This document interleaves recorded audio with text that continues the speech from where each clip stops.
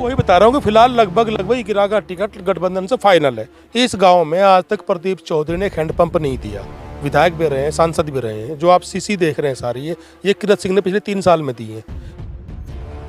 नमस्कार, स्वागत है आप सभी का हिंदुस्तान 24 पर और मैं आप सबके साथ विपिन चौधरी। आज मौसम बड़ा सर्द है और आप तस्वीरों में देख भी सकते हैं, हम भी एक जगह पर बैठकर आग के सामने अपने हाथ ताप रहे हैं। लेकिन इस सर्द मौसम में चुनावी माहौल आखिर क्या है? कैराना लोकसभा में इस समय हम मौजूद हैं और तस्वीरों में आप देख सकते हैं लोकेश सालारपुरा जी आज हमारे साथ में मौजूद हैं। बड़े बेबाक व्यक्ति हैं, न तो किसी दल की मुखालफत करते हैं और न ही किसी दल के ये समर्थक हैं। राजनीति की बहुत अच्छी जानकारी इन्हें है। लोकेश जी, बहुत बहुत स्वागत करता हूँ आपका हिंदुस्तान 24 पर।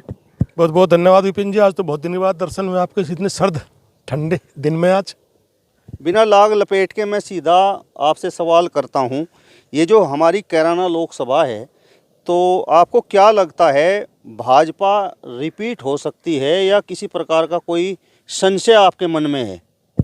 देखो, जितने प्यार से पिछली बार सीट जीत गए थे प्रदीप चौधरी, इस बार उतने प्यार इतनी आसानी से सीट जीत पाएंगे मुझे इसमें संदेह बिल्कुल है। इस बार इनके लिए बहुत टफ फाइट है, बहुत ज़्यादा टफ फाइट है। प्रदीप चौधरी को लेकर संदेह है या भाजपा प्रत्याशी को लेकर संदेह है? फिलहाल तो प्रदीप चौधरी भाजपा प्रत्याशी है ना। और मैं फिर चलो ये आपका ये भी क्लियर कर दूं कि प्रदीप चौधरी से मजबूत कैंडिडेट फिलहाल भाजपा के पास है भी नहीं, इसलिए प्रदीप चौधरी को ही समझिए। तो मेरा सवाल आपसे ये है कि आपको दिक्कत कहाँ पर नज़र आ रही है? दिक्कत मुझे कोई नहीं है, मुझे प्रदीप से कोई पर्सनल दिक्कत थोड़ी है, मेरे तो बहुत प्यारा संबंध है। लेकिन मैं प्रदीप चौधरी की बात नहीं कर रहा हूँ। जिस तरीके से मैंने आपसे पूछा कि भाजपा रिपीट हो सकती है या नहीं, तो आपने उसमें कहीं ना कहीं संशय एक तरह से पैदा कर दिया।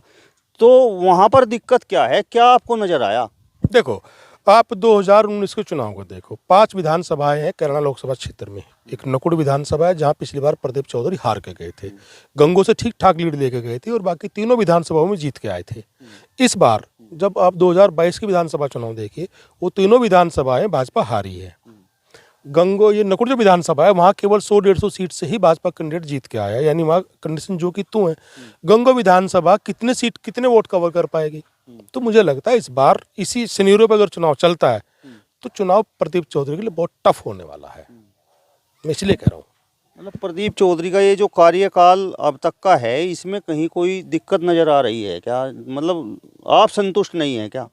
अरे भाई, मेरी संतुष्टि इतनी वो नहीं है, लेकिन जो माहौल है, जो आम जनता के दिमाग में बात है, जैसा मैं आपको लोग खुल कर बताता हूँ। ये मेरा गांव सलारपुर में, सलारपुर में बैठा हूँ अभी। इस गांव में आज तक प्रदीप चौधरी ने एक हैंडपंप नहीं दिया। विधायक भी रहे हैं, सांसद भी रहे हैं। जो आप सीसी देख रहे हैं सारी ये किरत सिंह ने पिछले 3 साल में दी है। कुछ पिछले कार्यकाल में दी थी, थोड़ा कार्यकाल था उनका, उपचुनाव था, और बाकी इस कार्यकाल में दी। 1 साल के अंदर इन्होंने इस गाँव में लगभग 400-450 मीटर सीसी दी है।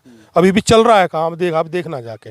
प्रदीप चौधरी ने आज तक कोई हैंडपंप भी नहीं दिया, किरत सिंह ने दिया। तो जब मेरे गांव में नहीं दिया तो भाई आसपास किस गांव में दिए होंगे?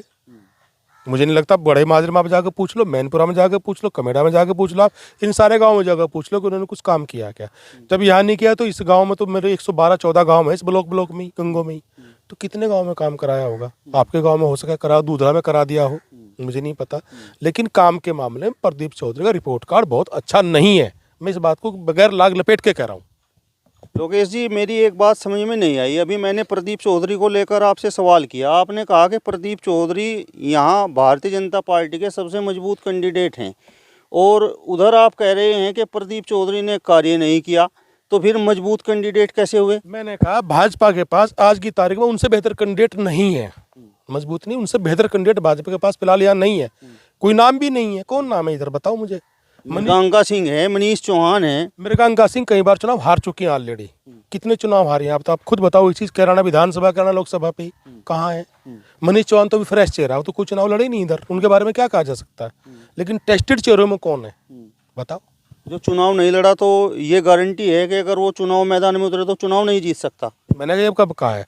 लेकिन फिलहाल जो टेस्टेड लोग मैं उनकी बात कर रहा हूँ। मनीष चौहान का टिकट होगा तो उसके बारे में आप दोबारा बात करते हैं। फिर नए सिरे से आपको बताएंगे क्या स्थिति है, पता लगेगा तब क्या स्थिति है। अभी तो प्रदीप चौधरी ही है ना कि फिलहाल भाजपा कैंडिडेट वही होंगे ना। तो मनीष चौहान के बारे में भी क्यों जिक्र किया जाए? हाँ, अगर उनका टिकट होता है तब उसके बारे में बताएंगे क्या स्थिति रहेगी। हो सकता है इनसे बेहतर रहे, हो सकता है इनसे भी खराब रहे, क्या आकलन बनेगा तब, क्या संभावनाएं होगी तब उसके बारे में बात की जाएगी। अच्छा, जिस तरीके से आपको यहाँ पर भाजपा के चुनाव जीतने पर संशय है, तो चुनाव यहाँ से गठबंधन जीत सकता है या बहुजन समाज पार्टी का कोई प्रत्याशी चुनाव जीत सकता है? गठबंधन अगर जीतेगा, गठबंधन या भाजपा कोई एक जीतेगा, बहुजन समाजवादी पार्टी कहीं नहीं है। या गठबंधन जीतेगा या प्रदीप या भाजपा जीतेगी। नहीं, बहुजन समाज पार्टी को आप इतने हल्के में क्यों ले रहे हो? क्यों ना हल्के में लो? आप मुझे एक वजह बताओगे, मैं बहुजन समाज पार्टी को इसलिए मजबूत ले लूँ? चलो आप मुझे एक वजह बताओ, मैं मान लेता हूँ आपकी बात। लो बता देता हूँ क्यों हल्के में ले रहा हूँ। 2014 में उनके पास कितनी लोकसभा सीट थी? 0। 2019 में गठबंधन हुआ, कितनी सीट आई? 10। 2022 में फिर चुनाव लड़ी, कितनी विधानसभा सीट है उनके पास? नोट सिंगल, एक सिंगल, वो उमाशंकर सिंह की पर्सनल सीट है, एक भी विधानसभा उनके पास नहीं है। और आप कह रहे हो उनको हल्के में ना लूँ? क्यों ना लूँ भाई हल्के में? कहाँ वोट है उनके पास? अगर कैराना लोकसभा से इकरा हसन जैसी प्रत्याशी बहुजन समाज पार्टी से चुनाव मैदान में आ जाएं तो फिर आपकी सोच क्या रहेगी? देखो ये काल्पनिक सवाल कर रहे हैं आप। जब उनका टिकट हो गया है तो मैं कैसे कह दूँ बहुजन समाजवादी पार्टी चुनाव लड़ेंगी, वो फिर मेरी क्या सोच क्या रहेगी? तो टिकट किसका हो गया ना? इकरा का टिकट लगभग फाइनल हो चुका है ना गठबंधन की तरफ से, लोक दल के सिंबल पे। दोनों ये भी तो आप काल्पनिक बात कर रहे हैं, अभी ये डिक्लेयर कहाँ पर हुआ है? भाई साहब दोनों तरफ ने कह दिया, अखिलेश ने कह दिया और उन्होंने भी कह दिया, जयंत ने भी कह दिया। आप देखो तो उसे खूब चल रहा है। ये सोशल मीडिया पर ही तो है, अभी ये आधिकारिक रूप से कहाँ पर बाहर हुआ? आप क्या कहना चाह रहे हैं कि वो अभी उनका टिकट नहीं हुआ फाइनल? नहीं, मैं नहीं कह रहा हूँ, मैं तो आपकी बातों में से बात निकाल कर आपसे पूछ रहा मैं हूँ। वही बता रहा हूँ कि फिलहाल लगभग इकरा का टिकट गठबंधन से फाइनल है। और अगर किसी, आपकी बात का भाई जवाब देता हूँ, अगर किसी वजह से इकरा गठबंधन से टिकट नहीं होता और वो बहुजन समाजवादी पार्टी चुनाव लड़ती है तो चुनाव हार जाएंगी। मतलब बहुजन समाज पार्टी में उनके लिए किसी प्रकार की कोई संभावना नहीं है? नहीं है, बिल्कुल नहीं है, हार जाएंगे, प्रदीप जीत जाएंगे। अच्छा, अगर गठबंधन से चुनाव लड़े तो इकरा हसन मजबूत है, फिर मजबूत है, फिर फाइट मजबूत है, फिर जीत भी सकती है।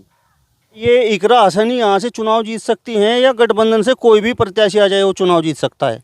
नहीं, गठबंधन से इकरा सबसे मजबूत कैंडिडेट है। आधार क्या है? मैं बता रहा हूँ आधार क्या है। आधार बड़ा अजीब सा आधार है। दरअसल क्या है, ये मुसलमान गुजरों की सीट है। वो उनको लगता है कि अकेली सीट हमारी यूपी में, इंडिया में ऐसी है जहाँ मुसलमान गुजर चुनाव लड़के जीत सकता है, जीते भी हैं पहले इस सीट पे वो परिवार, मुस्लिम गुजरों का कैंडिडेट। तो उन्हें लगता है हमारी सीट है, उनका एक भावनात्मक जुड़ाव है। तो इकरा हसन का नाम जैसे आता है, मुस्लिम गुजर कैंडिडेट है, तो मुस्लिम गुजर लामबंद होता है उनके पीछे। नहीं तो पहले मुस्लिम गुजर यहाँ काजी परिवार के पीछे लामबंद होता था। जब से मुनव्वर हसन ने आगे चुनाव लड़े थे तब से उनके पीछे लामबंद होता है। अब उन्हें पहली बार लगा कि हमारी कोई सीट है जहाँ हम जीत सकते हैं। मतलब आपको लगता है कि मुसलमान गुर्जर यहाँ पर जो है इकरा हसन को चुनाव जिता सकता है? मुसलमान गुजर है यहाँ पे, उधर उनका फिर जाट वोट भी मिलेगा उनको, चूंकि 3 विधानसभाएं हैं उधर गठबंधन के साथ में, बाकी वोट भी तो आएगा। तो उनका वोट नहीं मिलेगा, खाली केवल मुसलमान गुजर का वोट से कोई जीत जाएगा क्या? हिंदू गुजर से खाली प्रदीप जीत जाएंगे क्या? और भी तो सैनी वोट ही मिलते हैं, ब्राह्मण वोट मिलते हैं, बढ़िया वोट मिलता है, खाली एक वोट से नहीं मिलता। लेकिन एक बेस वोट जो मजबूत वोट है, जो जहाँ से स्टार्टिंग होती है, वो मुस्लिम गुजर का है इकरा के लिए, और ठीक ठाक वोट है। पांचों विधानसभा में ठीक ठाक वोट है। और भाजपा ने ये जो राम मंदिर प्राण प्रतिष्ठा कार्यक्रम से पहले पूरा का पूरा वातावरण राम में बना दिया है, तो फिर क्या? देखा, अभी देखना ये है कि भाई इसके राम मंदिर का कल है वो, उसके बाद कितने दिन बाद चुनाव होते हैं। अगर चुनाव में को टाइम लग गया तो लोग भी याददाश्त बड़ी कमजोर है, भूल भी जाते हैं। अगर तुरंत करा ले तो फायदा मिलेगा भाजपा को, पूरे प्रदेश में फायदा मिलेगा, इसमें कोई शक नहीं है। उसका फायदा प्रदीप को मिल सकता है। और वो हिंदू मुस्लिम वाली बात? हिंदू मुस्लिम वाली बात कहाँ मैंने कही है? मैंने कहा हिंदू मुस्लिम चुनाव की मैंने बात ही नहीं कही। मैंने कहा मुस्लिम गुजर हिंदू गुजर की बात कही है। मैं तो ये आपसे पूछ रहा हूँ कि आजकल जो चुनाव होते हैं वो हिंदू मुस्लिम पर हो रहे हैं, तो वो तो हो ही रहे हैं भाई, उसमें कोई क्या कर सकता है? वो तो जो भाजपा माहौल बनाती है या दूसरी पार्टी माहौल बनाती हैं, उनके वोटर उसी आधार पर वोट देते हैं। अगर भाजपा ने माहौल राम मंदिर का बनाया है तो उसका लाभ मिल सकता है अगर तुरंत चुनाव कराएं। अगर देर में कराएंगे शायद कम लाभ मिलेगा, अब मिलेगा ज़्यादा लाभ मिलेगा। मतलब आपके हिसाब से माहौल बन गया? फिलहाल तो लगता है बना हुआ है, फिलहाल तो लगता है चारों तरफ राममय माहौल है, राम ही राम है। बल्कि मुझे तो लगता है कि देश ही राम के भरोसे है अब। तो जिस तरीके से आप इकरा हसन के पक्ष में हिंदू वोट जाने की बात कर रहे हैं, तो फिर वो किस तरीके से जा सकता है? मैंने कब कहा हिंदू वोट उनके पक्ष में या हिंदू गुज्जर है, किसके कहा मैंने? मुस्लिम गुज्जर तो उनको मिलेगा ही मिलेगा भाई, वही मैंने कहा बेस वोट उनका मुस्लिम गुज्जर है। जाट वोट का ना? हाँ, जाट वोट उनको मिलेगा। तो जाट हिंदू नहीं है तो सारा तो मैंने नहीं कहा ना सारा मिलना, सारा बाद में मिलना, भाई हिंदू तो है, लेकिन माहौल का फर्क कितना पड़ेगा देखने वाली बात है। मैंने ये भी कहा अगर अभी वो चुनाव होता है तो शायद भाजपा को लाभ मिलेगा, कुछ दिन बाद वो तो शायद उनको लाभ मिलेगा। और दूसरी बात तो जाट हैं, वो गुज्जर नहीं है, वो बहुत सोच समझ के बड़ी कैलकुलेशन के बाद वोट देते हैं। वो तो भाजपा के विरोधी हैं तो हैं, उनके मन में तो कई सारी गांठ पड़ी हुई हैं, एक नहीं कई सारी गांठ पड़ी हुई हैं। तो शायद वो राम में माहौल में ना इतने बहें, हम बह सकते हैं, वो ना बहें। मेरा सवाल आपसे लोकेश जी ये है कि अगर गठबंधन से अमीर आलम के बेटे नवाजिश आलम चुनाव मैदान में आ जाएं तो मतलब फिर स्थिति क्या रह सकती है? क्या आपको लगता है जिस तरीके से आप इकरा हसन के पक्ष में वोटों के लामबंद होने की बात कर रहे हैं, तो क्या उनके नाम पर लामबंद हो सकता है? बिल्कुल नहीं, अमीर आलम का बेटा चुनाव हार जाएगा, किराना लोकसभा से कभी नहीं जीतेगा, किसी पार्टी से आ जाए। क्यों? इकरा हसन भी मुस्लिम है और अमीर आलम के बेटे नवाजिश आलम भी मुस्लिम है। एक फ़र्क है, मुस्लिम का फ़र्क है, मुस्लिम गुज्जर है, वो मुस्लिम गुज्जर नहीं है, ये फ़र्क है। इस सीट के ऊपर हिंदू हो चाहे मुस्लिम हो, जीतेगा गुज्जर ही। ये किराना लोकसभा ऐसी सीट है, चाहे मुस्लिम गुज्जर जीते चाहे हिंदू गुज्जर जीते, जीतेगा गुज्जर ही। और एक बात और, लोकल जीतेगा, इन 5 विधानसभा का ही जीतेगा, इससे 12 कैंडिडेट भी नहीं जीत पाएगा। मलूकनगर भी हार जाएंगे चुनाव लड़वाओगे तो यहाँ के एक बार को। अगर चौधरी परिवार से चौधरी इंद्रसेन चुनाव मैदान में उतरते हैं तो वो बहुत मजबूत रहेंगे, उनको भी जीतना चाहिए, मतलब मजबूती चुनाव लड़ना चाहिए। टक्कर देंगे, इतनी बड़े टक्कर वो भी देंगे जितनी बड़े इकरा देगी। भाई वो उनका पुराना राजनीतिक बैकग्राउंड है, गठबंधन से लड़ेंगे ना वो भी, तो भी बहुत मजबूत कैंडिडेट है। चलिए, तो लोकेश सलारपुरा जी को आपने सुना। फिलहाल इस वीडियो में बस इतना ही। अगली वीडियो में फिर आपसे मुलाकात होगी, तब तक बने रहिए हिंदुस्तान 24 के साथ। नमस्कार।